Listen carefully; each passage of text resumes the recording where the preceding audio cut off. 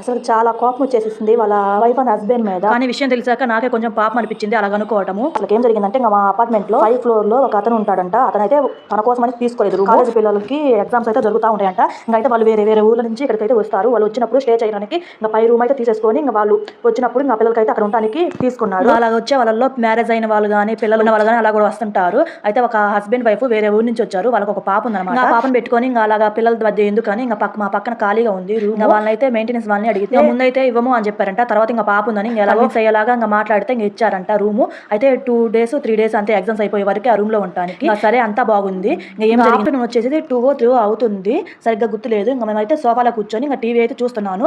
ఇంకా ఎక్కడి నుంచో పాప వాయిస్ గట్టిగా వినిపిస్తుంది. ఇంకా సర్లే కదా ఎవరొకరు ఉంటారులే పాప కదా ఎవరొకరు ఉంటారు కదా పాప కాడ తప్పనిసరిగా అలాగ ఉంటారులే అని నేను కాముకున్నాను. కానీ చాలా సేపు అలాగే సౌండ్ వస్తా ఉంది. సరే అని బయటకు వెళ్తే చూస్తే ఇంకా మా పక్కనే వినిపిస్తా ఉంది వాయిస్. నాకైతే తెలియదు అది మ్యాటర్ అది అలాగ వాళ్ళు ఉన్నారని. ఇంకా అలా నడుచుకుంటా వెళ్ళి ఇంకా విండో దగ్గర ఉంటే పాప వాయిస్ గట్టిగా వినిపిస్తుంది.